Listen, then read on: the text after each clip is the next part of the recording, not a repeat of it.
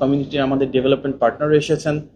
আমরা সবাই মিলে আলোচনা করছি কিভাবে এই বাংলাদেশটাকে আমরা সামনের দিকে এগিয়ে নিয়ে যেতে পারবো। রাষ্ট্র পরিচালনায় আমাদের সরকারের বিভিন্ন অবস্থানের বিষয়ে আমরা আলোচনা করছি। দেখুন, ত্রয়োদশ জাতীয় সংসদ নির্বাচনের মাধ্যমে এমন একটি সরকার রাষ্ট্র পরিচালনা এসেছে যার ক্ষমতার ভিত্তি দেশের জনগণ। আমরা বিশ্বাস করি এই বাংলাদেশকে যদি সামনের দিকে এগিয়ে নিয়ে যেতে হয় তাহলে জনগণের যে আকাঙ্ক্ষা, জনগণের যে প্রত্যাশা, সেটিকে ধারণ করেই কিন্তু রাষ্ট্র পরিচালনা করতে হবে। মাননীয় প্রধানমন্ত্রী জনাব তারেক রহমান নির্বাচনের পরে গত প্রায় 2.5 মাস ধরে নির্বাচনী ইশতেহারের প্রতিটি ধারাকে ধরে ধরে যে কমিটমেন্টগুলো রয়েছে সেগুলো ফুলফিল করা শুরু করেছেন, যেটি নজিরবিহীন, অভূতপূর্ব। এবং উনি অনেক সময় ব্যয় করছেন নির্বাচনী প্রতিশ্রুতিগুলো বাস্তবায়নের জন্য। আমরা দেখেছি আজকে ডিসি কনফারেন্স চলছে গত কয়েকদিন ধরে, সেখানেও কিন্তু আমাদের জেলা প্রশাসক যারা রয়েছেন মাঠ পর্যায়ে, ওনাদের সাথে আলাপ আলোচনা করা হচ্ছে কিভাবে সরকারের নীতিমালাগুলো বাস্তবায়ন করা হবে। দীর্ঘদিন পরে আমরা দেখেছি এত প্রাণবন্ত একটা সংসদ, যেখানে আমাদের সংসদের সরকারি দলের সদস্যরা, বিরোধী দলের সদস্যরা মন খুলে খোলা মনে আলাপ আলোচনা করছেন। আমাদের যার যার এলাকার সমস্যাগুলো কি, সেগুলোর সমাধান কি, সেখানে সমালোচনা হচ্ছে, আলোচনা হচ্ছে। কিন্তু এই যে প্রতিটি রাজনৈতিক দলের সহাবস্থান, সাম্যাবস্থা, এটি কিন্তু আগামীর বাংলাদেশকে ধারণ করবে।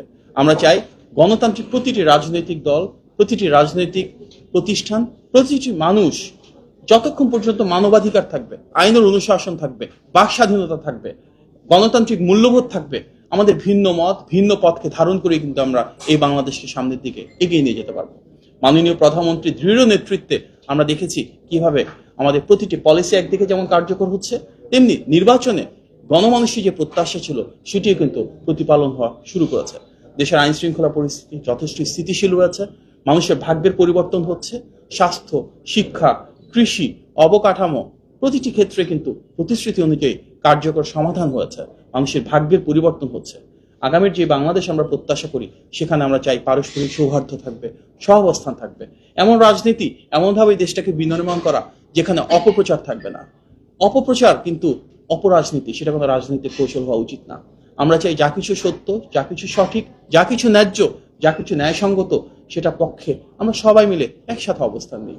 আমাদের জাতীয় সংসদের প্রথম অধিবেশনে যেটা দেখেছি, সেই যে সৌহার্দ্য এবং পারস্পরিক সম্প্রীতি, এই যে সহাবস্থান, এটি হোক আগামীর বাংলাদেশের পথ চলা।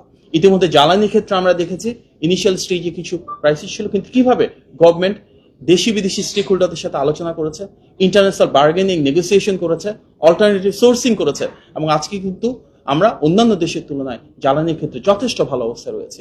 অন্য যে কোনো দেশের তুলনায় আমাদের দেশে তেলের দাম যথেষ্ট নিয়ন্ত্রণে রয়েছে, সেখানকার ডিমান্ড অনুযায়ী সাপ্লাইটা আমরা স্থিতিশীল রেখেছি, এবং বৈশ্বিক অনেক চ্যালেঞ্জ থাকা সত্ত্বেও এভরি চ্যালেঞ্জকে আমরা এক একটা অপরচুনিটি হিসেবে নিয়ে ইনশাল্লাহ দেশটাকে সামনের দিকে এগিয়ে নিয়ে যাব। আমাদের মূল উদ্দেশ্য, মাননীয় প্রধানমন্ত্রী যেটি সংসদে বলেছেন, সবসময় বলেন, জনগণের স্বার্থ, জনগণের কল্যাণ। একটি নির্বাচিত সরকার হিসেবে আমরা দায়বদ্ধ জনস্বার্থের প্রতিফলন ঘটিয়ে বাংলাদেশের স্বাধীনতা, সার্বভৌমত্ব, জনগণের স্বার্থকে সর্বোচ্চ প্রাধান্য দেওয়া। সেই লক্ষ্যে একটি স্বচ্ছ, জবাবদিহিমূলক রাষ্ট্র ব্যবস্থা আমরা গড়ে তুলেছি, এবং ইনশাল্লাহ এই স্বচ্ছতা, জবাবদিহিতা এবং দায়বদ্ধতাকে ধারণ করে ইনশাল্লাহ গণ আকাঙ্ক্ষার প্রতিফলন ঘটিয়ে বিএনপি সরকার মাননীয় প্রধানমন্ত্রীর নেতৃত্বে এই দেশের প্রতিটি মানুষের জন্য সমৃদ্ধি এবং স্বনির্ভরতা নিশ্চিত করবার জন্য কাজ করে যাবে। আপনার সবাইকে অনেক ধন্যবাদ।